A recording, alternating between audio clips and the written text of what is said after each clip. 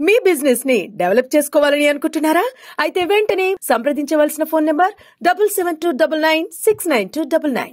నమస్కారం. తెలంగాణ రాగానే ముఖ్యమంత్రిగా కేసీఆర్ కాకుంటే రాష్ట్రం పరిస్థితి ఈ స్థితిలో ఉండేది కాదనేది నా అభిప్రాయం. వచ్చిన ఒక సంవత్సరంలోనే కాంగ్రెస్ ప్రభుత్వం మీద విఫలం చెందిందంటున్న కేసీఆర్ గారు అన్ని రకాల వైఫల్యాలకు కారణం మీరే. ఒక మాట చూసిన దాంట్లో మనం ఇవ్వని హామీలకు కూడా చేసినాం అని, ఇచ్చిన హామీలన్నీ గాలికి వదిలేసింది కదా. దళితులను ముఖ్యమంత్రి చేస్తానే దగ్గర నుంచి ఉద్యోగాల నుంచి మొదలు పెడితే ఏ విధంగా మీ మేనిఫెస్టోలో ఉన్న అంశాలన్నీ పక్కన పెట్టి గొర్రెలు, బర్రెలు, పందులు ఇట్లా బీసీ నాయకులందరూ కూడా ఆశ్చర్యపోయే విధమైన పథకాలు చేసింది మీరు. కానీ మేమేం చేసినాం?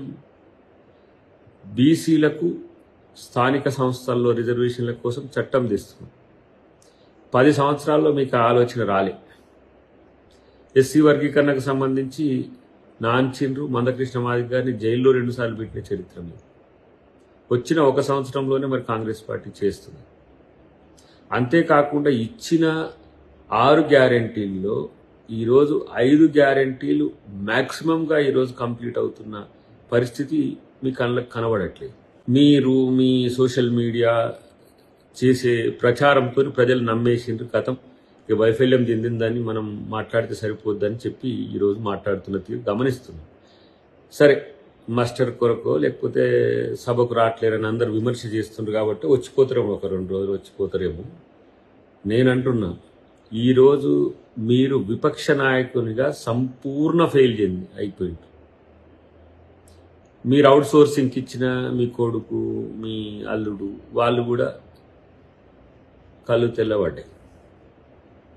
ఇంకా ఏం చేసేది లేక ఏ విధంగా దుష్ప్రచారం చేసే విధంగా వచ్చిందంటే, మీరు మీ మీడియాతోని రేవంత్ రెడ్డి గారిని బూతులు తిట్టించే కాడికి వచ్చిన పరిస్థితి. ఎందుకంటే బూతులు తిరుగుతున్నారంటే ప్రభుత్వం ఫెయిల్ అవుతుందని అనుకుంటారనే ఉద్దేశంతో. కానీ వ్యవస్థలన్నింటినీ విధ్వంసం చేసి ఆర్థిక వ్యవస్థను పూర్తిగా గాలి కొదిలేసి ఇలా మీరు కట్టిన ప్రాజెక్టులతో సుక్క నీళ్లు రావట్లేవా? మళ్ళీ మేము మొత్తం ప్రాజెక్టులతో నీళ్ళు ఇచ్చినామంటే ఒక్క చుక్క నీళ్లు కాళేశ్వరం నుంచి 1,00,000 కోట్ల పైసలకు మీరు పెట్టుబడి పెడుతుంది. దానికి ఆ 1,00,000 కోట్లే ఉంటే చిన్న మధ్యతర నీటిపారుదలకు సంబంధించి మనం చేసుకుంటే ఇవాళ లక్షల ఎకరాలకు నీళ్ళు వచ్చాయి. కాబట్టి మీరు చెప్పే మాటలు ప్రజలు నమ్ముతారు అనుకోవడం అనేది మీకు ఏ విధంగా అనిపిస్తుందో కానీ ప్రజలు మిమ్మల్ని పట్టించుకోరనే విషయాన్ని గుర్తుపెట్టుకోండి.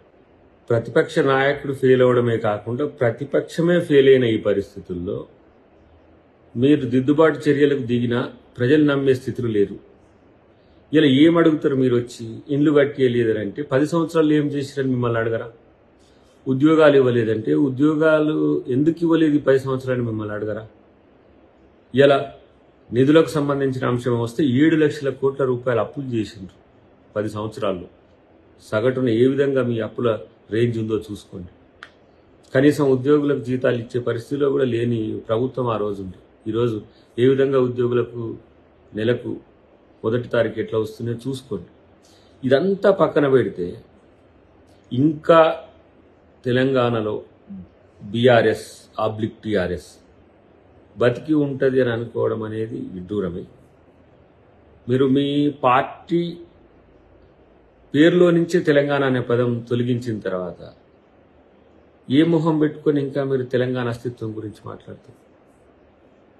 తెలంగాణ ఈరోజు కాంగ్రెస్ ఇచ్చింది. తెలంగాణ కాంగ్రెస్ డెవలప్ చేస్తున్నది. ఇప్పుడు ప్రజాస్వామిక వాతావరణం ఉంది. ప్రశ్నించే గొంతులు ప్రశ్నిస్తున్నాయి, విమర్శించే గొంతులు విమర్శిస్తున్నాయి. వాటికి సంబంధించి ప్రభుత్వం స్పందిస్తున్నది. ప్రజలు కూడా సంతోషంగా ఉన్న క్రమంలో మీరొచ్చి ఇంకా ఉన్న కల్చర్ను మరీ నాశనం చేసే స్థితికి తేకండి అనేదే మేము చెప్తున్నాం. మీరే కాదు, మీ శిష్యులు కూడా అంటున్నారు. ఏమని?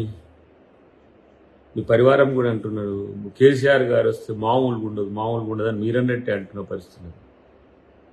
ప్రజాస్వామ్యంలో అందరూ మామూలే. ఇదేం రాజరికం కాదు. ఎవరో వస్తే ఏదో అవుతుందనే దృష్టితోనే ఉంటే ఇలాంటి అప్రజాస్వామిక ధోరణి రాజరికంలో ఉంటుంది. ప్రజల కోసం ఎవరైనా రావాల్సిందే. ప్రతిపక్ష నాయకునిగా రావాల్సిందే.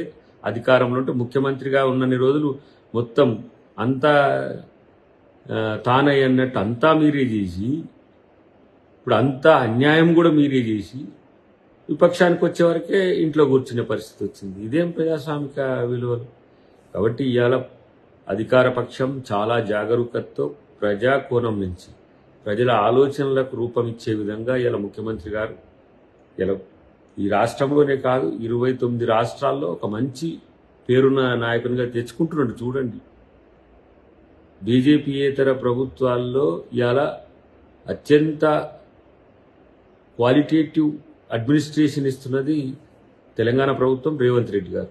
కాబట్టి వారిని చూసి జెలస్గా ఫీల్ కాకండి. మీరు వచ్చి సభకొచ్చి విలువైన సూచనలు లేకపోతే సమస్యలు అవన్నీ తీసుకొస్తే మంచిది, కానీ వస్తే నన్ను అట్లా అంటారు ఇట్లా అంటారు అని చెప్పి తప్పించుకుంటే మాత్రం ప్రజలు మిమ్మల్ని పట్టించుకోరనే మాట గమనిస్తే మంచిది.